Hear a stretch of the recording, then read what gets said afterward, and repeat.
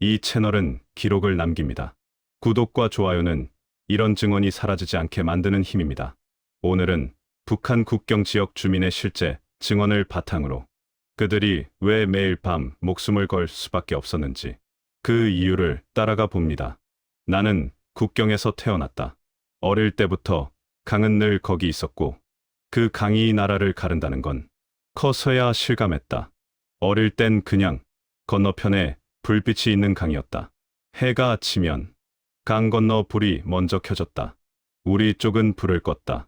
그게 국경 마을의 규칙이었다. 불을 켜는 쪽은 볼 수 있고 끄는 쪽은 숨을 수 있다. 사람들은 국경을 특별하게 말하지 않는다. 오늘 나가야 한다. 이렇게 말한다. 어디를 나가느냐고 묻지 않는다. 다 안다. 강 쪽이라는 걸. 배급은 오래전에 끊겼다. 장마당만으로는 아이들 입에 밥을 넣기 어려웠다. 그래서 사람들은 국경으로 나간다. 탈북을 하려고 나가는 게 아니다. 도망치려는 것도 아니다. 살기 위해 나간다. 처음 나갔을 때 나는 집만 옮겼다. 쌀 자루 하나였다. 그때는 이게 이렇게 위험한 일인지 잘 몰랐다. 강을 건너는 순간 물이 허벅지까지 차올랐고 발밑이 보이지 않았다. 차가운 물이 다리를 붙잡았지만 뒤돌아볼 수는 없었다. 국경에서는 뒤돌아보는 순간이 가장 위험하다. 경비병이 언제 순찰을 도는지는 아이들도 안다. 어른들이 가르쳐주지 않아도 자라면서 외운다. 총소리가 들리면 어디서 났는지 먼저 듣는다. 가까우면 엎드리고 멀면 움직인다.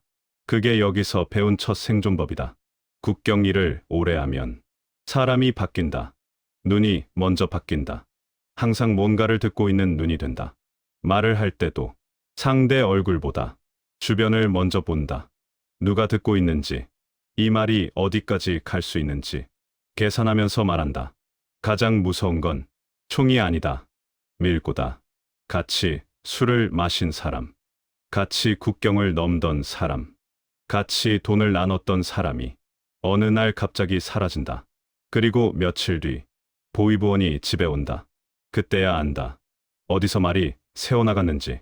한 번 국경 일을 시작하면 그만두기 어렵다. 돈이 생기고 그 돈으로 아이를 살리고 그러면 다시 나가야 한다. 점점 더 위험한 일을 맡게 된다. 처음엔 짐, 그 다음엔 연락, 그 다음엔 사람을 숨기는 일. 국경 주민들은 영웅이 아니다. 체제를 바꾸겠다는 생각도 없다. 그저 오늘을 넘기려고 내일을 담보로 사는 사람들이다. 밤마다 강가에 서면 항상 같은 생각이 든다. 오늘도 무사히 돌아올 수 있을까? 이 강을 건너는 게 마지막이 되지는 않을까? 국경 마을에서 목숨을 건 선택은 특별한 결단이 아니다. 그건 일상이다. 선택하지 않으면 그냥 굶는다. 그래서 사람들은 오늘도 강 쪽으로 간다. 이 이야기는 용감한 사람들의 이야기가 아니다. 국경 바로 옆에서 태어났다는 이유만으로 매일 밤 자기 목숨을 계산해야 했던 사람들의 증언이다. 그리고 이제부터 내가 직접 봤던 그 밤들을 하나씩 이야기하려 한다. 국경 일을 처음 시작한 날을 아직도 기억한다. 그날은 특별하지 않았다. 날씨도 평소와 같았고 강물 소리도 늘 듣던 소리였다. 다만 달이 조금 밝았고 그 밝음이 오히려 불안했다. 나는 그날 밤 집을 나서면서 신발끈을 다시 묶었다. 풀리면 안 됐다. 국경에서는 넘어지는 순간이 잡히는 순간과 같기 때문이다. 어머니는 아무 말도 하지 않았다. 말을 하면 돌아오지 못할 가능성이 커진다. 그걸 서로 알고 있었다. 강가로 가는 길은 이미 발자국이 닳아 있었다. 낮에는 보이지 않지만 밤에는 알 수 있다. 사람들이 얼마나 많이 이 길을 오갔는지. 국경 마을에서는 길이 곧 기록이다. 그날 내가 맡은 건 쌀 자루 하나였다. 무겁지 않았다. 하지만 등에 매는 순간 무게가 달라졌다. 쌀의 무게가 아니라 잡히면 끝이라는 생각이 등을 눌렀다. 강에 들어가기 전 우리는 잠시 멈췄다. 아무도 말을 하지 않았다. 대신 강 건너 불빛을 샜다. 불빛이 많으면 그날은 위험하다. 사람이 많다는 뜻이고, 사람이 많다는 건 경비가 많다는 뜻이다. 물이 발목을 넘을 때 나는 숨을 멈췄다. 물소리가 커질수록 심장 소리가 더 크게 들리는 것 같았다. 강 한가운데쯤 왔을 때 다리가 굳기 시작했다. 차가움이 아니라 감각이 빠져나가는 느낌이었다. 그 순간 뒤에서 작은 소리가 났다. 돌이 굴러가는 소리였다. 모두가 동시에 멈췄다. 그 짧은 몇 초 동안 나는 내 인생을 전부 생각했다. 잡히면 어디로 가게 되는지, 누가 먼저 불려 나오는지, 돌아올 수 있는지 아무 일도 일어나지 않았다. 그 소리는 누군가 발을 잘못 디딘 소리였다. 우리는 다시 움직였다. 국경에서는 안도할 시간도, 감사할 시간도 없다. 건너편에 도착했을 때 나는 손이 떨리고 있었다. 춥지 않았는데 몸이 말을 듣지 않았다. 그날 처음으로 이게 돈 버는 일이 아니라 목숨을 맡기는 일이라는 걸 실감했다. 돌아오는 길이 항상 더 길게 느껴진다. 짐이 줄어도 긴장은 줄지 않는다.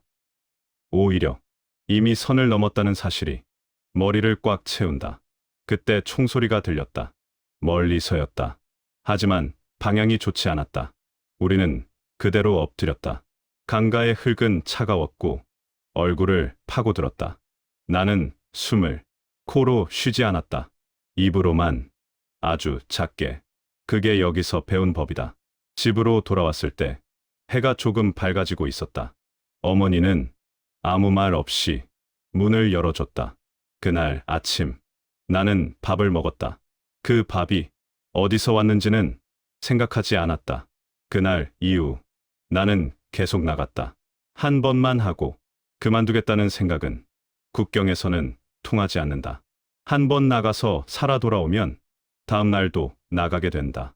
돈 때문이 아니라 이미 알고 있기 때문이다. 이 일을 하지 않으면 다른 방법이 없다는 걸. 국경 일을 오래 하면서 나는 사람을 잃는 법을 배웠다. 어제 같이 건넜던 사람이 오늘은 나오지 않는다. 아무도 묻지 않는다. 묻는 순간 다음이 자신이 될 수 있기 때문이다. 밀고는 항상 가까운 데서 나왔다. 낯선 사람보다 익숙한 사람이 더 무섭다. 그건 경험으로 배운다. 국경에서는 경험이 곧 상처다. 나는 이 일을 자랑스럽게 생각해 본 적이 없다. 하지만 부끄러워한 적도 없다. 선택지가 없었기 때문이다. 국경 마을에서 태어났다는 건 그 자체로 이 선택을 떠안는다는 뜻이다. 이 막에서 말하고 싶은 건 국경 일을 하는 사람들이 특별해서가 아니다. 그저 여기서는 그렇게 살아야 했다는 것이다. 다음에는 이 일이 잘못되는 날, 즉 붙잡히는 순간에 대해 말해보려 한다. 그날 밤의 공기는 지금도 몸에 남아있다. 붙잡히는 날은 예고가 없다. 국경에서는 준비된 날보다 방심한 날에 일이 터진다. 그날도 나는 늘 하던 대로 나갔다. 시간도 비슷했고 사람도 비슷했고 강물 높이도 어제와 크게 다르지 않았다. 그래서 더 위험했다. 익숙함이 사람을 가장 쉽게 속이기 때문이다. 우리는 강가에 도착하자마자 이상한 걸 느꼈다. 조용했다. 너무 조용했다. 보통은 멀리서라도 소리가 있다. 경비병의 발소리든 무전기 잡음이든 그날은 아무것도 없었다. 누군가 속삭였다. 오늘은 이상하다. 그 말이 끝나기도 전에 강 건너편에서 불빛이 움직였다. 고정된 조명이 아니라 사람 손에 들린 불빛이었다. 그 순간 몸이 먼저 반응했다. 생각할 틈이 없었다. 우리는 그대로 엎드렸다. 흙냄새가 코로 들어왔고 차가운 진흙이 입안까지 스며들었다. 숨을 쉬고 있는지조차 헷갈릴 정도였다. 불빛은 생각보다 가까웠다. 멀리서 비추는 게 아니라 찾고 있다는 느낌이었다. 그때 알았다. 오늘은 누군가 이미 팔아넘겼다는 걸. 국경에서는 우연이 거의 없다. 이렇게 딱 맞아떨어질 때는 항상 사람이 개입돼 있다. 총 소리는 갑자기 터졌다. 경고인지 위협인지 구분할 필요도 없었다. 소리가 났다는 사실 하나로 모든 선택은 사라진다. 사람들이 흩어졌다. 각자 약속된 방향으로 미리 정해둔 탈출로로 뛰었다. 이런 순간을 대비해 우리는 항상 각자 살기 규칙을 갖고 있었다. 붙잡히면 다 같이 끝나기 때문이다. 나는 강 쪽으로 몸을 던졌다. 물에 들어가는 순간 숨이 막혔다. 차가움이 아니라 충격이었다. 몸이 굳어버려 다리가 말을 듣지 않았다. 뒤에서 고함 소리가 들렸다. 말을 알아들을 필요는 없었다. 그 소리는 잡으러 왔다는 소리였다. 나는 물속에서 발을 휘저으며 어떻게든 앞으로 갔다. 물살에 몸이 밀려 방향이 흐트러졌고 몇 번이나 돌에 부딪혔다. 그때마다 소리를 삼켰다. 소리를 내면 거기서 끝이다. 강을 반쯤 건넜을 때 누군가 넘어지는 소리가 들렸다. 비명은 짧았다. 그 뒤로 아무 소리도 들리지 않았다. 나는 뒤를 돌아보지 않았다. 돌아보는 순간 나도 거기 남게 된다. 겨우 강을 빠져나왔을 때 몸이 말을 듣지 않았다. 기어서 갈대 사이로 들어갔다. 심장은 미친 듯이 뛰었고 입에서는 피 비린내가 났다. 혀를 깨문 것도 그때서야 알았다. 한참을 그렇게 있다가 소리가 사라졌다. 완전히 사라졌는지 잠시 멈춘 건지는 알 수 없었다. 국경에서는 확신이 가장 위험하다. 나는 그날 집으로 돌아가지 못했다. 집으로 가는 길이 이미 감시되고 있을 거라는 걸 알고 있었기 때문이다. 대신 산으로 들어갔다. 사람이 잘 가지 않는 곳.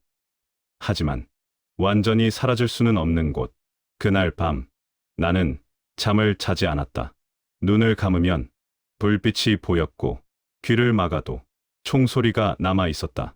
이때 처음으로 이 일이 언젠가는 나를 데려갈 거라는 생각을 했다. 다음 날 소문이 돌았다. 어젯밤 누군가 잡혔다는 말. 이름은 나오지 않았다. 이름이 나오는 순간 그 사람 가족까지 끝난다는 걸 모두 알고 있었기 때문이다. 며칠 뒤 보위부원이 마을에 나타났다. 아무 집이나 들어가는 게 아니라 정확한 집만 골라서 들어갔다. 그걸 본 순간 나는 확신했다. 이번에는 운이 아니라 순서의 문제라는 걸. 국경 일을 하면서 사람들은 늘 자신은 아직 차례가 아니라고 믿는다. 그 믿음이 다시 강으로 나가게 만든다. 그리고 어느 날 그 믿음이 깨진다. 이 막에서 말하고 싶은 건 붙잡히는 순간의 공포만이 아니다. 그 이후다. 그날 이후로 국경 마을에서는 아무도 예전처럼 살지 못한다. 다음에는 붙잡힌 사람들의 그 이후, 그리고 남겨진 사람들에게 무슨 일이 벌어지는지 그 이야기를 하려 한다. 그건 총소리보다 더 조용하고 더 오래 남는다. 붙잡힌 사람의 이야기는 국경 마을에서 크게 돌지 않는다. 다들 알고 있기 때문이다. 이야기가 퍼질수록 다음 사람이 생긴다는 걸. 그날 이후 마을의 공기가 바뀌었다. 눈에 보이는 건 없었지만 사람들 말수가 확 줄었다. 웃음이 사라진 게 아니라 웃을 타이밍을 잃은 것처럼 보였다. 붙잡힌 사람의 집 앞은 며칠 동안 비어 있었다. 문은 닫혀 있었고 마당에는 발자국만 남아 있었다. 아이들 신발 자국, 어른 발자국, 그리고 보위부 군화 자국. 나는 그 집 앞을 일부러 피해 다녔다. 보지 않으려고가 아니라 보는 순간 내 차례가 더 빨리 올 것 같았기 때문이다. 며칠 뒤 사람들은 조심스럽게 말하기 시작했다. 밤에 끌려갔다는 말, 조사실로 갔다는 말, 아직 돌아오지 않았다는 말. 확인된 건 하나도 없었다. 확인하는 순간 이야기에 이름이 붙고 이름이 붙으면 다음으로 번진다. 붙잡히는 순간보다 그 이유가 더 무섭다. 조사실에서는 사람을 바로 때리지 않는다고 들었다. 대신 말을 하게 만든다. 하나를 말하면 둘을 묻고 둘을 말하면 셋을 요구한다. 나는 직접 본 적은 없다. 하지만 돌아온 사람들의 눈을 봤다. 아니, 눈을 보지 못했다. 눈을 마주치지 못했다는 게 맞다. 시선이 바닥에 붙어 있었고 말을 꺼내기 전부터 이미 사과하는 얼굴이었다. 조사는 그 사람 하나로 끝나지 않는다. 누구와 함께 했는지, 누가 알고 있었는지, 누가 도와줬는지.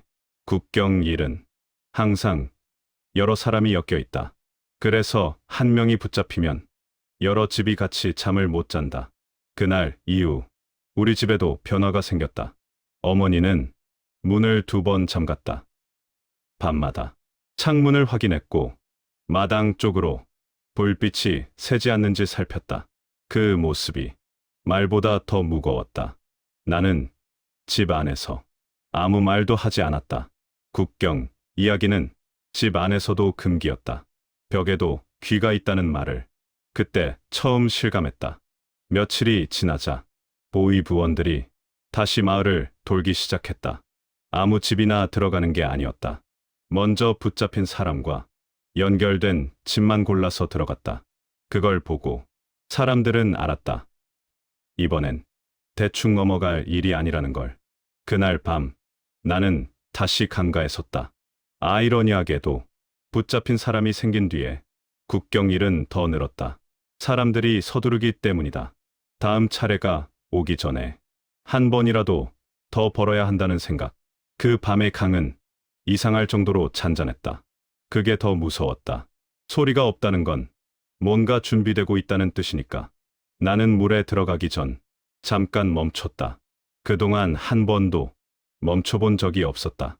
그날 처음으로 이게 마지막일 수도 있겠다는 생각이 들었다. 강물은 여전히 차가웠다. 하지만 그날은 차가움보다 머릿속이 더 얼어붙었다. 어디까지 가야 하는지, 돌아올 수 있는지 아무것도 확신할 수 없었다. 건너편에 도착했을 때 나는 짐을 내려놓고 잠시 주저앉았다. 숨을 고르려는 것도 아니었다. 몸이 말을 듣지 않았다. 그 순간 문득 이런 생각이 들었다. 붙잡힌 사람도 아마 이렇게 앉아 있었겠지. 그 생각이 등골을 타고 내려왔다. 그날 나는 평소보다 훨씬 빨리 돌아왔다. 빨리 돌아오는 게 안전하다는 보장은 없었지만 그날은 집에 있어야 할 것 같았다. 집에 도착했을 때 어머니는 아무 말 없이 나를 봤다. 그 눈에는 질문도 안심도 없었다.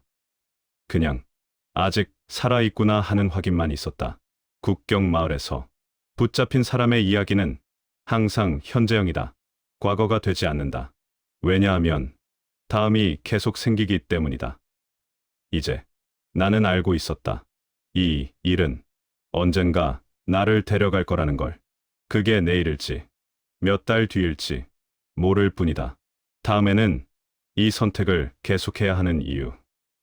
그리고 왜 사람들은 알면서도 다시 강으로 나가는지 그 이야기를 하려 한다. 그건 돈 때문만은 아니다. 사람들이 다시 강으로 나가는 이유는 용기가 있어서가 아니다. 겁이 없어서도 아니다. 국경 마을에서 두려움은 기본값이다. 그 위에 하루를 넘겨야 한다는 계산이 얹힌다. 붙잡힌 사람이 생긴 뒤 우리는 며칠을 쉬었다. 쉬었다고 말하지만 실제로는 움직이지 못했을 뿐이다. 집 안에 있어도 안전하지 않다는 걸 모두 알고 있었다. 그 며칠 동안 장마당 가격이 먼저 올랐다. 쌀값이 오르고 약값이 먼저 사라졌다. 국경이 막히면 먼저 흔들리는 건 늘 먹는 것과 아픈 사람이다. 그때부터 사람들 얼굴이 바뀌었다.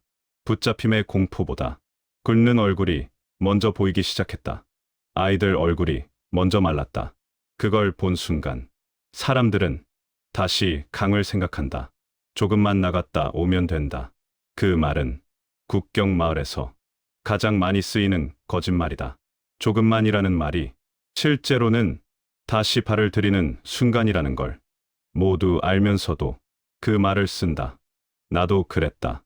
어머니 앞에서는 아무 말도 하지 않았다. 말을 꺼내는 순간 허락을 구하는 모양이 되기 때문이다. 대신 밥을 다 먹고 그릇을 씻고 평소처럼 문을 나섰다. 어머니는 내 뒤에서 문을 닫지 않았다. 문을 닫는 소리는 이별 소리처럼 들릴 수 있기 때문이다. 그 침묵이 더 무거웠다. 그날 밤 강가에는 이전보다 사람이 더 많았다. 붙잡힘이 늘어나면 국경일은 줄어들 거라고 생각하지만 실제는 반대다. 다들 이번엔 더 조심하면 된다고 믿는다. 사람은 희망보다 습관을 더 믿는다. 경비는 이전과 달라져 있었다. 순찰 시간이 조금씩 어긋나 있었고 조명도 새로 달린 게 보였다. 그 변화는 보위부가 움직이고 있다는 신호였다. 그 신호를 보면서도 사람들은 물러서지 못한다. 나는 그날 짐이 아니라 사람 이야기를 들었다. 건너편에 숨겨야 할 사람이 있다는 말. 그 말을 듣는 순간 가슴이 내려앉았다. 짐을 옮기는 것과 사람을 숨기는 건 전혀 다른 문제다. 사람이 끼는 순간 일은 걷잡을 수 없이 커진다. 실수 하나가 한 집이 아니라 여러 집을 망가뜨린다. 그래도 누군가는 그 일을 맡는다. 그 누군가가 대개 국경 주민이다. 그날 밤 나는 선택을 미뤘다. 강가에 서서 물만 바라봤다. 그 짧은 순간 내가 지금까지 했던 모든 밤이 한꺼번에 떠올랐다. 붙잡힌 사람, 사라진 사람, 돌아오지 못한 사람. 그때 내 옆에 있던 사람이 말했다. 오늘 아니면 다음이 더 위험해진다. 그 말이 틀리지 않다는 걸 나도 알고 있었다. 결국 우리는 움직였다. 물에 들어가는 순간 차가움보다 후회가 먼저 왔다. 왜 또 나왔을까? 왜 오늘이었을까? 하지만 그 질문은 항상 늦다. 강 한가운데서 나는 갑자기 발을 헛디뎠다. 물이 가슴까지 차올랐고 몸이 기울었다.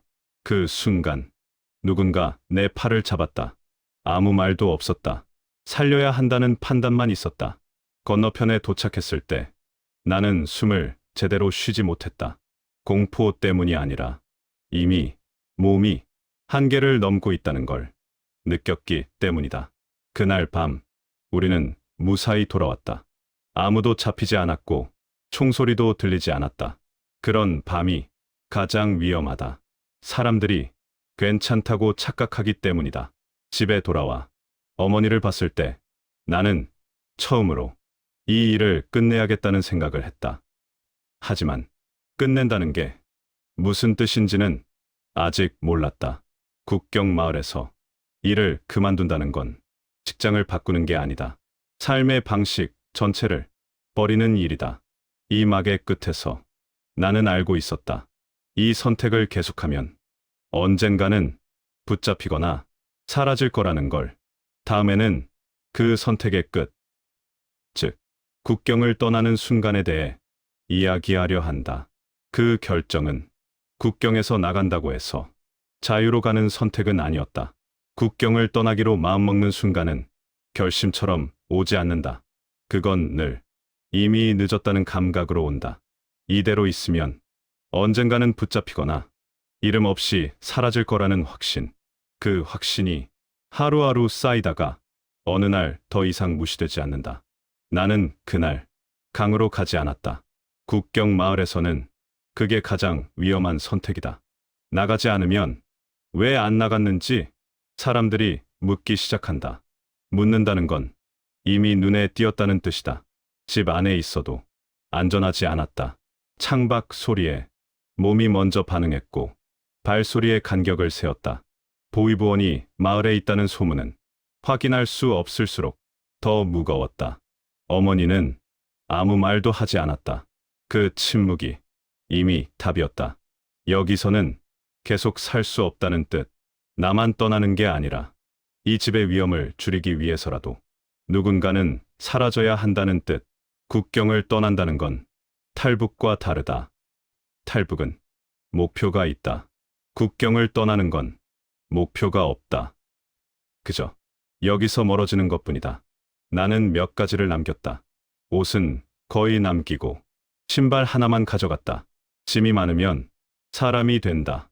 사람이 되면 잡힌다. 그건 국경에서 배운 계산이다. 마지막으로 강가를 바라봤다. 이상하게도 그날은 강이 평온해 보였다. 그 평온함이 나를 더 불안하게 했다. 이 강이 내 삶의 중심이었고, 내 공포의 근원이었고, 내 생계였다는 사실이 그제야 한꺼번에 밀려왔다. 나는 강을 건너지 않았다. 강을 따라 위로 올라갔다. 사람들이 잘 쓰지 않는 길, 지도에는 있지만 발자국이 적은 길. 국경에서 살아남는 사람들은 항상 가장 익숙하지 않은 길을 택한다. 첫날 밤, 나는 거의 움직이지 못했다. 어둠이 아니라 결심이 무거웠다. 뒤돌아보면 다시 돌아갈 것 같았고, 앞을 보면 아무것도 보이지 않았다. 그때 멀리서 총소리가 들렸다. 익숙한 방향이었다. 그 소리를 듣는 순간 나는 더 빨리 걸었다. 그 소리는 나를 쫓는 소리가 아니라 내가 떠났다는 증거처럼 들렸다. 며칠 동안 나는 사람을 피했다. 마을도, 길도, 불빛도, 물은 고여있는 곳에서만 마셨고, 잠은 앉아서 잤다. 눕는 순간 일어나기 어려워지기 때문이다. 몸이 먼저 무너졌다. 다리는 부었고 발바닥 감각이 둔해졌다. 그러나 국경에서 배운 게 하나 있다면 몸이 아니라 시간이 더 무섭다는 사실이다. 머무는 시간이 길어질수록 확률은 나빠진다. 어느 날 밤, 나는 처음으로 이 길이 끝이 아닐 수도 있겠다는 생각을 했다. 그 생각이 들자 오히려 공포가 줄었다. 끝이 보이지 않는 길보다 끝이 없을지도 모르는 길이 덜 무서웠다. 그날 이후 나는 국경 사람이 아니게 됐다. 어디에도 속하지 않은 사람, 이름을 쓰지 않는 사람, 과거를 설명하지 않는 사람. 그 상태가 살아남는 데 필요했다. 나는 지금도 그날의 선택이 옳았는지 모르겠다. 다만 그 선택이 없었다면 이 증언도 없었을 거라는 건 확실하다. 다음 막에서는 국경을 떠난 뒤 사람이 아니라 흔적처럼 살아야 했던 시간, 즉 붙잡히지 않는 삶이 얼마나 다른 싸움이었는지 그 이야기를 하려 한다. 국경을 떠난 뒤의 삶은 도망이 아니라 지워지는 과정에 가까웠다. 어디로 가고 있는지보다 어디에도 남지 않아야 했다. 이름도, 연결도, 과거도, 사람을 피하는 건 국경보다 더 어려웠다. 국경에서는 적어도 누가 적인지 알 수 있었다. 여기서는 아무나 적이 될 수 있었다. 도와주는 사람처럼 다가와 정보를 묻고 길을 알려주고 대가를 요구하지 않는 사람이 가장 위험했다. 나는 말을 거의 하지 않았다. 말을 하면 출신이 드러난다. 억양, 단어 선택, 침묵의 길이까지. 그래서 필요한 말만 했다. 아니, 필요한 말도 하지 않는 쪽을 택했다. 밤에만 움직였고 낮에는 숨어 있었다. 숨어 있는 장소는 늘 임시였다. 오늘 안전한 곳은 내일 위험해진다. 그 계산을 매일 새로 해야 했다. 몸은 계속 신호를 보냈다. 다리가 붓고 발에 감각이 사라졌다. 통증이 줄어들자 오히려 더 불안해졌다. 아프지 않다는 건 이미 망가졌다는 뜻일 수 있기 때문이다. 나는 여러 번 포기하고 싶었다. 그때마다 국경 마을의 밤이 떠올랐다. 강가의 불빛, 총소리, 방향, 붙잡힌 사람의 집 앞. 그 기억이 다시 돌아가지 않게 붙잡았다. 어느 날 나는 완전히 혼자가 됐다. 함께 움직이던 사람이 사라졌다. 헤어진 건지 붙잡힌 건지 확인할 방법은 없었다. 확인하려는 순간 나도 멈춰야 하기 때문이다. 그때 처음으로 이 길의 끝을 생각했다. 자유라는 단어는 아직 실감나지 않았다. 다만 이제는 되돌아갈 수 없다는 사실만 분명했다. 며칠 뒤 나는 낯선 방에 앉아 있었다. 문이 잠겨 있었고 밖에서는 사람 목소리가 들렸다. 그 순간 모든 감각이 다시 국경으로 돌아갔다. 이 방이 조사실이 아닐까? 이 문을 열면 다시 시작되는 건 아닐까? 하지만 아무 일도 일어나지 않았다. 문은 열렸고 폭력도 질문도 없었다. 그때 몸이 먼저 무너졌다. 다리가 풀렸고 숨이 가빠졌다. 안전하다는 말을 머리가 아니라 몸이 이해하는데 시간이 필요했다. 그날 이후로도 안전은 한 번에 오지 않았다. 밤마다 소리에 깼고 문이 닫히는 소리에 심장이 먼저 뛰었다. 국경을 떠났어도 국경은 몸 안에 남아 있었다. 시간이 조금 더 지나서야 나는 알았다. 살아남았다는 건 기쁜 일이 아니라 감당해야 할 일이었다. 살아있는 동안 왜 살아남았는지 스스로 설명해야 했기 때문이다. 지금의 나는 아직 완전히 자유롭지 않다. 하지만 숨을 쉴 때 허락을 구하지는 않는다. 어디를 갈지 말하지 않아도 되고 밤에 불을 켜도 문을 두드리는 사람이 없다. 국경 마을에서 태어났다는 사실은 지워지지 않는다. 그건 상처처럼 평생 남는다. 하지만 그 상처가 나를 다시 강으로 데려가지는 않는다. 이 증언을 남기는 이유는 용기를 보여주기 위해서가 아니다. 국경 지역 주민들이 왜 매일 목숨을 걸어야 했는지, 그 선택이 어떤 구조에서 나왔는지 기록으로 남기기 위해서다. 그곳에는 지금도 사람들이 있다. 오늘 밤에도 강가에 서 있을 사람들이 있다. 그들이 특별해서가 아니라 그렇게 살 수밖에 없기 때문에 나는 그 밤들에서 겨우 빠져나왔다. 그리고 이제야 말할 수 있게 됐다. 이 이야기는 여기서 끝이지만 국경의 밤은 아직 끝나지 않았다. 이 증언은 한 사람의 이야기가 아닙니다. 지금도 국경 마을 어딘가에서 같은 선택을 해야 하는 사람들의 기록입니다. 여러분은 이 이야기가 무엇으로 남았는지 댓글로 남겨주셔도 좋겠습니다. 다음 기록에서도 다시 만나겠습니다.